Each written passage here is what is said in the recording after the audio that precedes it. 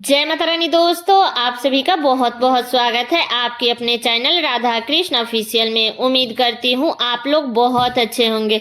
तो ये बताने के लिए कमेंट बॉक्स में जय श्री विष्णु जरूर लिखिएगा। तो चलिए दोस्तों, आज हम इस वीडियो में जानेंगे कि साल 2024 में कार्तिक पूर्णिमा कब है, पूर्णिमा तिथि कब से शुरू हो रही है, कब समाप्त हो रही है, पूर्णिमा के दिन के सुबह से लेकर के और शाम तक के संपूर्ण नियम विधि जानेंगे और ये भी जानेंगे कि पूर्णिमा के दिन चंद्र उदय का समय क्या होगा। तो इसी के ऊपर आज का मेरा वीडियो है, तो वीडियो के लास्ट तक आप लोग बने रहिएगा।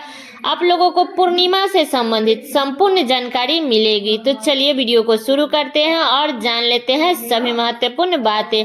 तो सबसे पहले बता दूं, कार्तिक पूर्णिमा जो कि बड़ा ही श्रेष्ठ पूर्णिमा है। तो कार्तिक पूर्णिमा का बहुत अधिक महत्व होता है। एक तो कार्तिक का महीना, और कार्तिक का जो महीना होता है वो भगवान विष्णु का महीना होता है।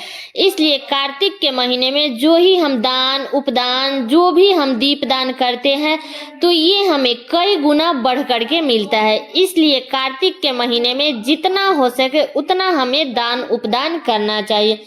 तो बता दूं कि जो कार्तिक महीना का जो पूर्णिमा है ना, उसे गुरु पूर्णिमा, देव दिवाली और पूर्णिमा के नाम से भी जानते हैं।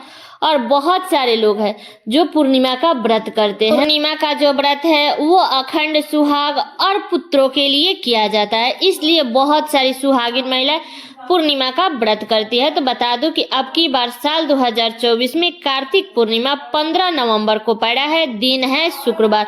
तो 15 नवंबर को हमें स्नान दान, कथा और जो लोग भी व्रत करते हैं वो लोग अब की बार सारे कार्य हमें 15 नवंबर को ही करना है, दिन है शुक्रवार। तो बता दूं कि कार्तिक पूर्णिमा जो है ना, वो सभी पूर्णिमा में श्रेष्ठ पूर्णिमा है। ऐसा माना जाता है कि कार्तिक पूर्णिमा के दिन सभी देवता धरती पे आते हैं काशी में, और वहाँ पे काफी संख्या में दीपक जलाए जाते हैं ताकि सभी देवी देवता वहाँ अपना देव दिवाली मना सके। इसलिए हम सभी को अगर संभव हो तो काशी में जाकर के दीपदान करें, किसी नदी सरोवर के पास में जाकर के दीपक जलाएं।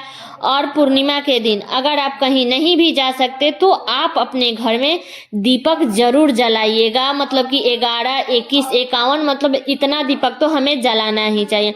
और जो लोग भी बैकुंठ चतुर्थी के दिन जो लोग 108 बाती का दीपक नहीं जला पाए हैं, तो वो लोग पूर्णिमा के दिन आप चाहे तो घर में तुलसी जी के पास में भी जला सकते हैं, या आप अगर उस दिन कहीं जा रहे हैं तो आप नदी सरोवर के पास में भी जला सकते हैं। ठीक है। और बता दूं कि जो लोग भी कोई भी नया व्रत शुरू करना चाहते हैं, या बहुत सारे लोग हैं जो पूर्णिमा का व्रत भी शुरू करते हैं, तो वो लोग अब की बार कार्तिक पूर्णिमा से शुरू कर सकते हैं। कोई भी व्रत हो आप लोग शुक्ल पक्ष से शुरू कीजिए, और कृष्ण पक्ष से कोई भी व्रत हमें शुरू नहीं करनी चाहिए। इस बात का ध्यान रखिएगा, बचे तो जरूर बचाइएगा।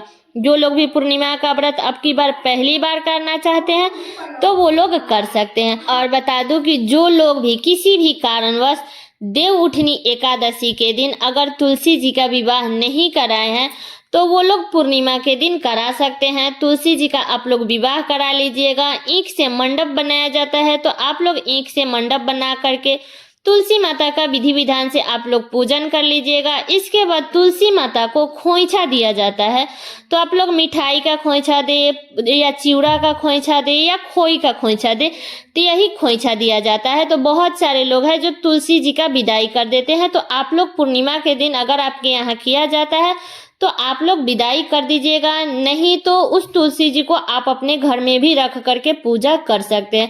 और बता दूं कि जब आप लोग तुलसी जी का विदाई करिएगा तो उनके साथ में जो ही सामग्री है, वो श्रृंगार का सामान हो, जो भी उस पे चढ़ाई है, उसके साथ में ही आप लोग उस सभी को विदा कर दीजिएगा। ठीक है।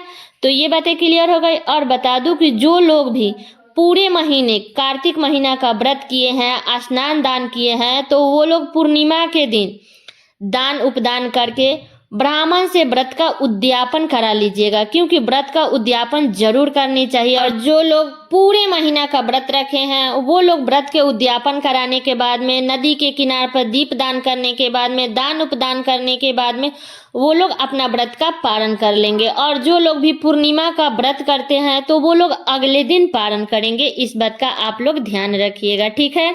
और बता दूं कि बहुत सारे लोगों के यहाँ है कि तुलसी जी की विदाई ब्राह्मण के हाथ में ही किया जाता है। तो अगर आपके यहाँ किया जाता है तो आप लोग कर लीजिएगा, नहीं तो हमें मानसिक रूप से जरूर तुलसी जी की विदाई कर दीजिएगा, मानसिक रूप से। इसके बाद में उनको अपने घर में आप लोग रख करके और पूजा पाठ कर लीजिएगा, ठीक है। तो पूर्णिमा के दिन यानी कि 15 नवंबर को हमें तो सबसे पहले सुबह में जल्दी उठना चाहिए और इस दिन नदी सरोवर में स्नान किया जाता है। तो अगर आसपास में नदी सरोवर है तो आप लोग स्नान जरूर कर लीजिएगा, नहीं है तो आप अपने घर के जल में गंगा जल मिला करके आप लोग स्नान कर लीजिएगा। तो बता दूं कि पूर्णिमा के दिन हमें सुबह ब्रह्म मुहूर्त में ही स्नान करनी चाहिए, सूर्योदय से पहले पहले आप लोग स्नान कर लीजिएगा।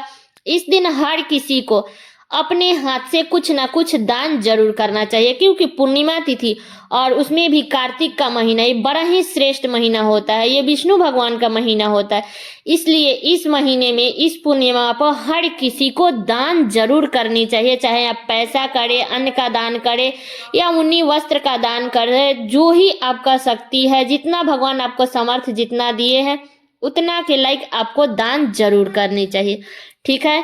तो ये बातें क्लियर हो गई। अब चलिए जान लेते हैं कि हमें दीप दान कब करनी चाहिए, सुबह में करनी चाहिए या शाम में करनी चाहिए। तो देखिए, जब भी हम जाते हैं ना नदी सरोवर में सुबह में स्नान करने के लिए, तो जब हम स्नान कर लेते हैं इसके बाद में उसी नदी के तट पे हमें दीप दान जरूर करनी चाहिए। तो आप जितना आपका दीपक दान करने का मतलब कि संभव है उतना आप लोग दीपक दान जरूर कर लीजिएगा। और बता दूं कि आप चाहे अगर आपके आसपास में नदी सरोवर नहीं है तो आप किसी देव मंदिर में भी दीपदान कर सकती हैं, तुलसी जी के पास में भी दीपक दान कर सकती हैं, क्योंकि कार्तिक के महीने में दीपदान का अलग ही महत्व होता है। इसलिए हमें दीपदान जरूर करनी चाहिए पूर्णिमा के दिन, ठीक है। तो ये बातें क्लियर हो गई। अब चलिए जान लेते हैं कि पूर्णिमा तिथि कब से शुरू हो रही है और कब समाप्त हो रही है।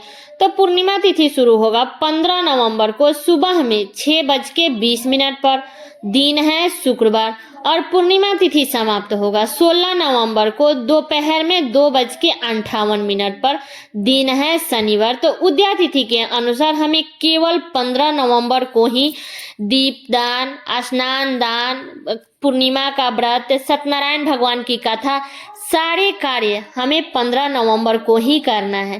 15 नवंबर को चंद्र उदय का समय होगा शाम में 5:08 पर। तो जो लोग भी पूर्णिमा का व्रत करते हैं वो लोग शाम के समय में चंद्रदेव को अर्घ्य दे करके अपना व्रत का पारण कर लेंगे, ठीक है। तो ये बातें भी क्लियर हो गई। और बता दूं कि पूर्णिमा तिथि के दिन तो हमें सुबह में तो स्नान करना ही चाहिए।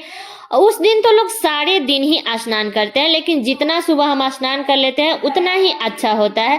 तो इसलिए आप लोग कोशिश कीजिएगा कि आप लोग ब्रह्म मुहूर्त में स्नान कर लीजिएगा। बाकी ऐसे तो उस दिन सारे दिन लोग स्नान करते हैं, ठीक है। तो सारी बातें क्लियर हो गई। उम्मीद करती हूँ कि आप लोगों के लिए वीडियो बहुत ही उपयोगी होगा। तो ये वीडियो मेरा यहीं तक का था। कैसा लगा ये वीडियो आप लोग कमेंट करके जरूर बताइएगा। चैनल पर नए हैं तो सब्सक्राइब कर लीजिएगा, बेल आइकन को प्रेस कर दीजिएगा, जिससे मेरे वीडियो का नए नोटिफिकेशन आप सभी के पास में सबसे पहले पहुंचे। और वीडियो को लाइक कर दीजिएगा, क्योंकि आपके एक लाइक से मुझे बहुत ही मोटिवेशन मिलती है। इसलिए वीडियो को लाइक तो जरूर ही कर दीजिएगा और वीडियो को शेयर कर दीजिएगा, ताकि हर किसी को कार्तिक पूर्णिमा से संबंधित संपूर्ण जानकारी प्राप्त हो सके। तो चलिए दोस्तों, मिलती हूँ अगले वीडियो में किसी नए वीडियो के साथ में। तब तक के लिए नमस्कार।